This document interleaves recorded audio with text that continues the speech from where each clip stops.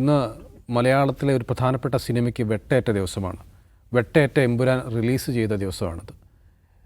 സംഘപരിവാർ ശക്തികളുടെ വലിയ സമ്മർദ്ദത്തിന് വഴങ്ങുകയായിരുന്നു സിനിമയുടെ അണിയറ പ്രവർത്തകർ. അവസാനം 10-17 വെട്ടുവെട്ടിയാണ് ആ സിനിമ റിലീസ് ചെയ്തിരിക്കുന്നത്. ദയവസേവ ഈ സിനിമ കണ്ടവരുണ്ട്. ഇനി അത് ഗുജറാത്ത് അല്ല എന്ന് പറഞ്ഞാൽ അങ്ങനെ വിശ്വസിക്കുന്നവരുമില്ല എന്നൊക്കെ സത്യമാണ്. പക്ഷേ അപ്പോഴും ഈ ഇതിൻ്റെ അണിയറ പ്രവർത്തകർ അല്ലെങ്കിൽ ഈ സിനിമയ്ക്ക് വേണ്ടി പ്രവർത്തിച്ചവരെ പിന്തുണയ്ക്കാൻ മലയാള സിനിമയിൽ എത്ര പേരുണ്ടായിരുന്നു എന്നുള്ളത് വളരെ പ്രധാനപ്പെട്ട ചോദ്യമാണ്. വളരെ ഓപ്പണായിട്ടല്ലെങ്കിൽ പോലും പരോക്ഷമായെങ്കിലും പിന്തുണയ്ക്കുന്ന വളരെ കുറച്ച് പേരെ മാത്രമേ നമുക്ക് കാണാൻ കഴിഞ്ഞുള്ളൂ. ഇതിലൊരു പ്രശ്നം എന്താ പറയുക നൗഫൽ, ഈ BJPയുടെ ആളുകൾ അവരുടെ സ്പോക്സ് പേഴ്സൺസ് ഈ ടെലിവിഷൻ ചാനൽ ചർച്ചകളൊക്കെ പറയുന്നൊരു പോയിൻ്റ് ഉണ്ട്. നിങ്ങൾ എന്താണ് ഞങ്ങൾക്കെതിരെ ചാടുന്നത്? ഞങ്ങൾ ഈ സിനിമയ്ക്കെതിരെ എന്തെങ്കിലും പറഞ്ഞിട്ടുണ്ടോ? സംഘടനാപരമായി ഞങ്ങൾ എന്തെങ്കിലും നിലപാടെടുത്തിട്ടുണ്ടോ? ഞങ്ങളുടെ അണികളോട് എന്തെങ്കിലും ഇത് ബഹിഷ്കരിക്കണമെന്ന് പറഞ്ഞിട്ടുണ്ടോ? ഇല്ല.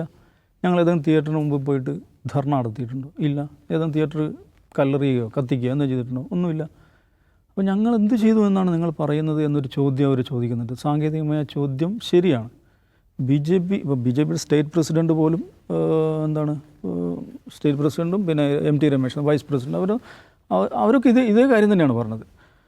അപ്പം BJPയോ RSSോ അല്ലെങ്കിൽ അതിന് അനുബന്ധ സംഘടനകളോ പരസ്യമായിട്ട് അങ്ങനെ നിലപാടെടുത്തിട്ടില്ല. തൃശ്ശൂരിലൊരു BJP നേതാവ് ഇതിനെതിരെ കേസ് കൊടുക്കാൻ പോയി കോടതിയിൽ. അയാളെ സസ്പെൻഡ് ചെയ്യുകയാണ് ചെയ്തത്. ആകെ അങ്ങനെ വന്ന ഈ യുവമോർച്ചയുടെ ഒരു സെക്രട്ടറി ഒരു ഫേസ്ബുക്ക് പോസ്റ്റ് ഇട്ടിട്ടുണ്ട്. അതാണ് ഒരു ഭൂലോക തമാശയായിട്ടാണ് ആ ജോർഡൻ ഇയാൾക്ക് IS-ൻ്റെ കാശ് കിട്ടിയിട്ടുണ്ട് എന്നുള്ളതാണ് പുള്ളി പറയുന്നത്. അത് ഈ നന്ദകുമാർ എന്ന് പറയുന്ന ആളാണ്. ഇത് യഥാർത്ഥ വാര്യംകുന്നനാണിത് അങ്ങനെ എന്തോ പറഞ്ഞുകൊണ്ടുള്ളതാണ്. അത് ഏതൊരു സിനിമ വന്നാലും ആളുകൾ ആ നിലക്കുള്ള കൊമൻറ്റ്സ് ഇടാറുണ്ട്. പക്ഷേ സംഘടനാപരമായിട്ട് അവരൊരു പൊസിഷൻ എടുത്തിട്ടില്ല. പക്ഷേ ഇവരെന്ത് ചെയ്തു? ഇവരിതിൽ വെട്ടുകൾ സെൽഫ് സെൻസറിങ്ങിന് ഇവർ തയ്യാറായി. അതാണ് നമ്മൾ കാണുന്നത്. എൻ്റെ പ്രശ്നം അവിടെയാണ്. ഈ അങ്ങനെ ഒരു RSSോ BJPയോ സംഘടനാപരമായി ഇതിനെതിരെ ഒരു പ്രമേയം പാസ്സാക്കുകയോ നിലപാടെടുക്കുകയോ നിങ്ങൾ തിരുത്തണം, കട്ട് ചെയ്യണം എന്ന് പറയുകയോ ചെയ്യാതെ തന്നെ ഇതിൻ്റെ നിർമ്മാതാക്കൾ അല്ലെങ്കിൽ ഇതിൻ്റെ പ്രൊമോട്ടേഴ്സ് സെൽഫ് സെൻസറിങ്ങിന് സ്വയം സന്നദ്ധരായി മുന്നോട്ട് വന്നു. അതല്ലേ കൂടുതൽ അപകടമായിട്ടുള്ളത്? അന്ന് ആലോചിച്ച് നോക്കുക, എന്തുകൊണ്ടായിരിക്കും അങ്ങനെ ചെയ്യുന്നത്? കുറേ അധികം ആളുകൾ ഫേസ്ബുക്കിൽ ഇതിനെതിരെ ബഹളം ഉണ്ടാകുന്നു. ആ ബഹളം കണ്ടപ്പോഴേക്ക് തന്നെ ഇവരാകെ പേടിച്ച് സെൽഫ് സെൻസറിങ്ങിന് സന്നദ്ധമാവുകയും ഞങ്ങളിത് 17 സ്ഥലങ്ങളിൽ കട്ടുവരുത്തിയിട്ടുണ്ടെന്ന് കട്ടുവരുത്താൻ പോവാണ് എന്ന് പ്രഖ്യാപിക്കുകയും എൻ്റെ പ്രിയപ്പെട്ടവർക്ക് വിഷമം ഉണ്ടായിട്ടുണ്ടെങ്കിൽ ഖേദിക്കുന്നു എന്ന് അതിൽ പ്രധാനപ്പെട്ട നടൻ തന്നെ രംഗത്ത് വരികയും ചെയ്യും. അത് ഭയങ്കര അപകടകരമായിട്ടുള്ള അവസ്ഥയല്ലേ എന്ന് പറഞ്ഞാൽ അതെന്താണ് കാണിക്കുന്നത്? നോക്കൂ, എൻ്റെ പ്രിയപ്പെട്ടവർക്ക് വിഷമം ഉണ്ടാക്കി എന്നുള്ളതാണല്ലോ മോഹൻലാൽ പറയുന്നത്. പ്രിയപ്പെട്ടവർക്ക് വിഷമം ആരാണ് നിങ്ങളുടെ പ്രിയപ്പെട്ടവരെന്ന ചോദ്യമുണ്ട്. ഇവർക്ക് വിഷമമുണ്ടാക്കുന്ന ഒരു സിനിമ, ഒരു ഫിലിം ചെയ്യാൻ പറ്റില്ല, അങ്ങനെ പറ്റില്ല എന്നൊരു സന്ദേശം കൊടുക്കുകയാണ് ചെയ്യുന്നത്. അപ്പോൾ ആ സന്ദേശം വിജയിച്ചോ ഇല്ലയെന്ന് ചോദിച്ചാൽ നൗഫൽ പറഞ്ഞ കാര്യം എന്തുകൊണ്ടാണ് നമ്മൾ ഫിലിം ഫ്രട്ടേണിറ്റിയിൽ നിന്ന് ഇതിനെതിരെ ശക്തമായൊരു വിമർശനം ഉണ്ടായില്ല എന്നുള്ളൊരു ക്വസ്റ്റ്യൻ ഉണ്ട്. വളരെ കുറച്ച് ആളുകൾ അതും ഇൻഡസ്ട്രിയിലെ ബിഗ് വെയ്റ്റ്സ് അല്ല. ഏറ്റവും വളരെ എക്സ്പ്ലിസിറ്റായി ഇതിനെതിരെ സംസാരിച്ചത് ഇദ്ദേഹമാണ് എനിക്ക് തോന്നുന്നത്. അപ്പാനി, ശരത് അപ്പാനിയാണ്. ആ നിലയിൽ ഷീല ഇന്ന് സംസാരിച്ചു. മമ്മൂട്ടി മല്ലികക്ക് മെസ്സേജ് അയച്ചു എന്നാണ് മല്ലിക പറയുന്നത്. പിന്നെ ആഷിഖ് അബു പ്രതികരിച്ചിട്ടുണ്ട്. പിന്നെ അങ്ങനെ കുറച്ച് ആളുകൾ ഫെഫ്കയുടെ പ്രതികരണം എന്താണ് പ്രതികരണം? എന്തോ ഒരു വിഭൂതിയിൽ എന്തൊക്കെ ഇവിടെ സംഭവിക്കുന്ന നാട്ടിലാണ്. ആരാണ് എന്താണ് എവിടെയാണെന്നില്ല. ഏതോ ഒരു അജ്ഞാത ബഹിരാകാശത്ത് എന്തോ ഒന്ന് സംഭവിക്കുന്നു. അതിലുള്ള ഒരു ഉത്കണ്ഠ രേഖപ്പെടുത്തുകയാണ് ചെയ്യുന്നത്. അതാണ് കൃത്യമായി അതേക്കുറിച്ച് പറയാൻ ഫെഫ്കയുടെ കുറിപ്പിന് പോലും സാധിക്കുന്നില്ല. ഈ മൗനം നമ്മളെ ഭയപ്പെടുത്തുന്നു എന്നൊക്കെ നമ്മൾ സാധാരണ പറയും. അങ്ങനെ ഭയപ്പെടുത്തേണ്ടെന്ന് എനിക്ക് അഭിപ്രായം. ഇതിങ്ങനെ എല്ലാ സിനിമാ നടന്മാരും ഇതിനെതിരെ രംഗത്തിറങ്ങണം.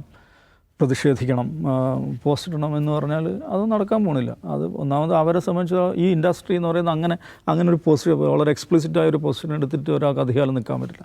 പക്ഷേ ഇവിടെ കാണേണ്ടത് എമ്പുരാൻ സിനിമയിൽ BJP അല്ലെങ്കിൽ RSS മാത്രമല്ല വിമർശന വിധേയമാക്കുന്നത്, CPM കളിയാക്കുന്നുണ്ട്, കോൺഗ്രസ്സുകാർ കളിയാക്കുന്നുണ്ട്.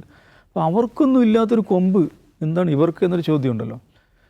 പക്ഷേ ആ കൊമ്പുണ്ട്, അതാണ് ഇന്നത്തെ അവസ്ഥയിൽ ആ കൊമ്പുണ്ട്. മുസ്ലിം തീവ്രവാദത്തെക്കുറിച്ച് മുസ്ലിം തീവ്രവാദത്തെക്കുറിച്ച് പറയുന്നുണ്ട്. ഇപ്പോൾ ഞാൻ ഇന്നലെ പറഞ്ഞില്ലേ, ഈ സാത്താനെക്കുറിച്ച് പറയുമ്പോൾ പിന്നെ ഈ ലൂസിഫർ മഹിരാവണൻ മാത്രമല്ല, ജംറയിൽ കല്ലേറ് കൊള്ളുന്ന ഇബ്ലീസ് എന്നും കൂടെ പറയുന്നുണ്ട്. അപ്പോൾ ഈ എല്ലാ ഈ കോൺസെപ്റ്റ് ഓഫ് സൈറ്റൻ എന്ന് പറയുന്ന എല്ലാ മതങ്ങളിലുള്ള ആ കോൺസെപ്റ്റിനെ പരിഹസിക്കുകയാണ് ചെയ്യുന്നത്. സൈറ്റൻ എന്ന് പറയുന്ന ഒരു സംഗതിയെ പവിത്രവൽക്കരിക്കുകയാണ് ചെയ്യുന്നത്. സൈറ്റൻ ദൈവവും ദൈവപുത്രനും പരാജയപ്പെടുന്നത് ആര് വരും? സാത്താൻ വരും എന്നുള്ളതാണ്. സാത്താൻ ആണ് രക്ഷകനായിട്ട് ദ അൾട്ടിമേറ്റ് സേവിയറായിട്ട് വരുന്നത് എന്ന സൈറ്റൻ വേർഷിപ്പുകാരുടെ ഒരു ഐഡിയോളജി അത് പ്രൊമോട്ട് ചെയ്യുന്നുണ്ട്. ആ നിലയ്ക്ക് എല്ലാ മതസമൂഹങ്ങൾക്കും അതിനെതിരെ സംസാരിക്കാൻ പറ്റും. അപ്പോൾ സിനിമയ്ക്കെതിരെ സംസാരിക്കാൻ പാടില്ലെന്ന് എനിക്ക് അഭിപ്രായം. സിനിമ ഒരു കലാസൃഷ്ടിയാണ്. ഒരു പുസ്തകത്തെ നിരൂപണ വിധേയമാക്കുന്നത് പോലെ എല്ലാ സിനിമയും നിരൂപണ വിധേയമാക്കാം, വിമർശിക്കാം. അതൊക്കെ സമൂഹത്തിൽ നടക്കുകയാണ്. അങ്ങനെ വിമർശനങ്ങളിലൂടെയൊക്കെ തന്നെയാണ് ഒരു കമ്മ്യൂണിറ്റി മുന്നോട്ട് പോകുന്നത്. പക്ഷേ ഇതൊരു എന്താണ് നിയമപരമായി സെൻസർ ബോർഡിൻ്റെ അപ്രൂവൽ കിട്ടിയൊരു സിനിമയ്ക്ക് യഥേഷ്ടം എവിടെയും പ്രദർശിപ്പിക്കാവുന്നേ ഉള്ളൂ.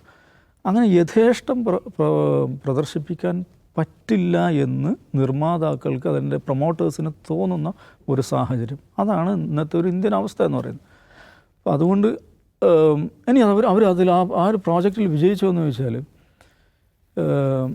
അത് പൂർണ്ണമായും വിജയിച്ചു എന്ന് ഞാൻ പറയുന്നില്ല. എമ്പുരാന് കിട്ടിയ സ്വീകാര്യത, വലിയ തോതിലുള്ള സ്വീകാര്യത, ബോക്സ് ഓഫീസ് സ്വീകാര്യത, ഏറ്റവും കൂടുതൽ കളക്ട് ചെയ്യുന്ന പടം എന്ന അവസ്ഥയിലേക്ക് അവർ വന്നത് അത് ഈ വിവാദം ഒരു ഘടകമായിട്ടുണ്ട്. എന്നാൽ പിന്നെ പോയി കണ്ടേക്കാം എന്ന് വിചാരിക്കുന്ന ആളുകൾ, സാധാരണ ഈ ജോണറിൽപ്പെട്ട ഒരു ഫിലിം കാണാൻ താല്പര്യപ്പെടാത്ത ആളുകൾ പോലും ഇതിനു വേണ്ടി ക്യൂ നിൽക്കുകയും പോവുകയും ചെയ്യുന്നുണ്ട്. അതുകൊണ്ട് പിന്നെ ഇവരുടെ ഈ ഒരു പ്രോജക്റ്റ് ഭയങ്കരമായ വിജയം നേടി എന്ന് ഞാൻ പറയുന്നില്ല. പക്ഷേ ഇതൊരു നമ്മുടെ ഇൻഡസ്ട്രിയെ സ്വാധീനിക്കുന്നില്ല, അതിനെ ഡിസൈഡ് ചെയ്ത് അതിനെ നിയന്ത്രിക്കുന്ന ഒരു ഘടകമായി പ്രിയപ്പെട്ടവരുടെ അഭിപ്രായങ്ങൾ, മിത്രങ്ങളുടെ അഭിപ്രായങ്ങൾ ഇതിനെ സ്വാധീനിക്കുകയും നിയന്ത്രിക്കുകയും ചെയ്യുന്ന ഒരു അധികാര ശക്തിയായി, ഒരു അധികാര കേന്ദ്രമായി നിൽക്കുന്നു എന്നുള്ളൊരു സംഭവമുണ്ട്. അപ്പോൾ അതുകൊണ്ട് ആളുകൾ ഇനി മടിക്കുമോ എന്നൊരു ചോദ്യം അവിടെ ഉണ്ട് ഇങ്ങനത്തെ ഫിലിംസ് എടുക്കാൻ. അപ്പോൾ എന്ത് സംഭവിക്കുമെന്ന് ചോദിച്ചിട്ടുണ്ടെങ്കിൽ ഇപ്പം നോർത്ത് ഇന്ത്യയിൽ കാണുന്നില്ല, ബോളിവുഡിലൊക്കെ കാണുന്നില്ലേ, ബയോപിക്കുകളുടെ ഒരു പ്രളയമാണല്ലോ. ജിയെക്കുറിച്ച സിനിമകൾ, പുരാണ ഇതിഹാസങ്ങളിലെ കഥാപാത്രങ്ങളെക്കുറിച്ച് ബയോപിക്കുകൾ, ജിയെക്കുറിച്ച ബയോപിക്കുകൾ, നമ്മുടെ മധ്യകാല ചരിത്രത്തിലെ ചാവയൊക്കെ വന്നതുപോലെയുള്ള സിനിമകൾ. ഇതിപ്പോൾ നമ്മുടെ യോഗി ആദിത്യനാഥിനെ കുറിച്ച് സിനിമ വരാൻ പോവുകയാണ്, മലയാളത്തിലടക്കം വരുന്നതാണ് പറയുന്നത്. അപ്പം അങ്ങനെയുള്ള സിനിമകൾ മാത്രം കണ്ടു ജീവിക്കേണ്ട ഒരു അവസ്ഥയിലേക്ക് നമ്മൾ പോകുമെന്ന ചോദ്യമുണ്ട്. അപ്പം ധർമ്മപുരാണത്തിൽ OV വിജയൻ പറയുന്നുണ്ടല്ലോ, പ്രജാപതിക്ക് തൂറാമുട്ടി. പ്രജാപതിക്ക് ഇത് അൺപാർലമെൻ്ററി വാക്കാന്ന് തോന്നുന്നു, പക്ഷേ OV വിജയൻ്റെ നോവലിൽ ഇതാണ് ഞാൻ പറയുന്നത്. പ്രജാപതിക്ക് തൂറാൻ മുട്ടിയതിന് ശേഷം അദ്ദേഹം ആ ക്രിയ ചെയ്തതിന് ശേഷം രാജ്യത്തെ ഏറ്റവും പ്രധാനപ്പെട്ട സംഗതി എന്താണ്? അദ്ദേഹത്തിൻ്റെ വിസർജ്യമാണ്. അദ്ദേഹത്തിൻ്റെ വിസർജ്യത്തിൽ രത്നക്കല്ല് പതിപ്പിച്ചിട്ട് ഘോഷയാത്ര, സൈനിക മേധാവിയുടെ നേതൃത്വത്തിൽ രാജവീഥിയിലൂടെ, ഇന്ദ്രപ്രസ്ഥത്തിലെ രാജവീഥിയിലൂടെ ഘോഷയാത്ര നടക്കുകയാണ്. കവികളുടെ ഉത്തരവാദിത്വം എന്താണ്? ആ വിസർജ്യത്തിൻ്റെ മനോഹാരിതയെക്കുറിച്ച് കവിതകൾ എഴുതുക എന്നുള്ളതാണ്. സിനിമക്കാരുടെ ഇതെന്താണ്? അതിനെക്കുറിച്ച് ആ വിസർജ്യത്തിൻ്റെ ഇതിനെക്കുറിച്ച് സിനിമ എടുക്കുക എന്നുള്ളതാണ്. വിദേശ പ്രതിനിധികളുടെ ഇതെന്താണ്? ആ വിസർജ്യത്തെക്കുറിച്ച് ഡിപ്ലോമാറ്റിക് കേബിളുകൾ അയക്കുക എന്നുള്ളതാണ്. ഇങ്ങനെ ഒരു രാജ്യം മാറണം എന്നുള്ളതാണെങ്കിൽ അങ്ങനെ ആകാം. ഇപ്പോൾ തന്നെ കണ്ടില്ലേ ഈ വൺ നാഷൻ വൺ ഇലക്ഷൻ എന്നൊക്കെ പറയുന്ന ഒരു one nation one actor, one nation one comedian. ആരാണ് ആക്ടർ, ആരാണ് ഈ കൊമേഡിയൻ എന്ന് ആലോചിച്ചാൽ മതി. അങ്ങനത്തെ ഒരു നിലയിലേക്ക് നമ്മൾ രാജ്യം മാറണം.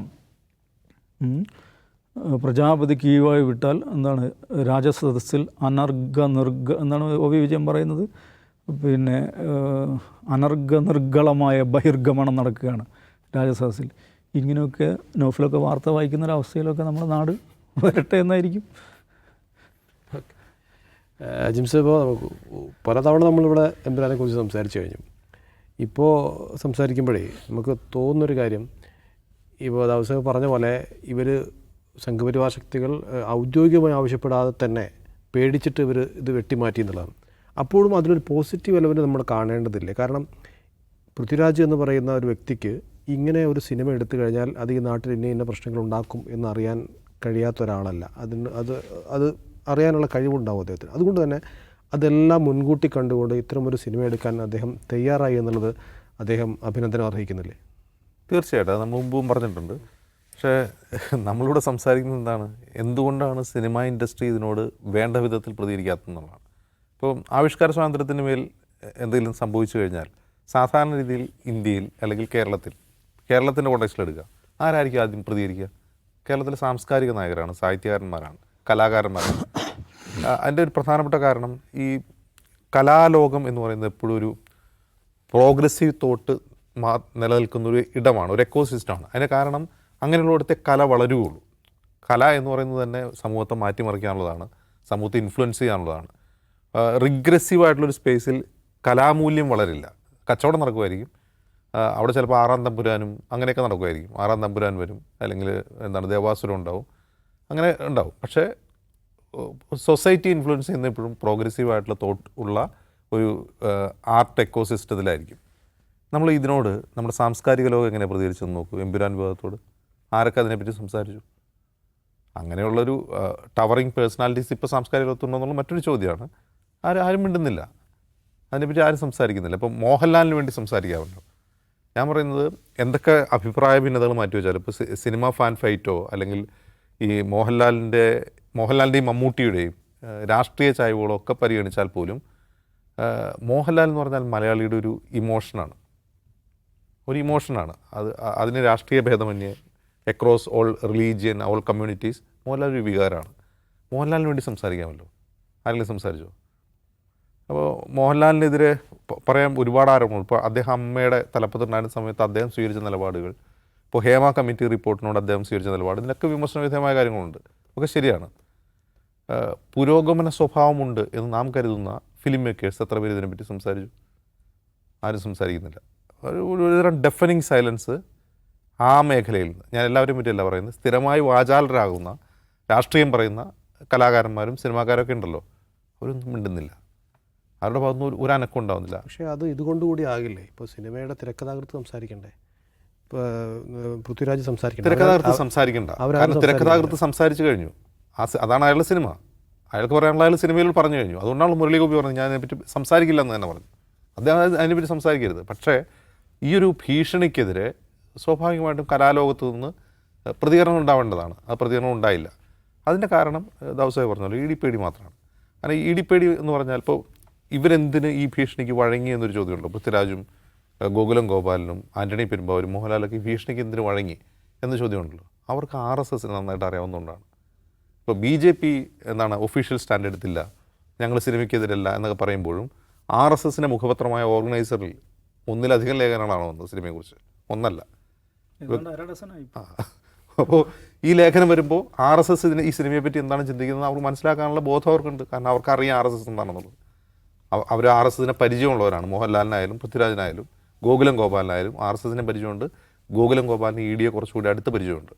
അപ്പോൾ സ്വാഭാവികമായിട്ടും അവർക്ക് ഇനി എന്താണ് വരാൻ പോകുന്നതെന്ന് അവർക്ക് നന്നായിട്ട് അറിയാം. ഇപ്പോൾ ഇതിലിപ്പോൾ എന്താണ് സംഭവിച്ചിട്ടുള്ളത്?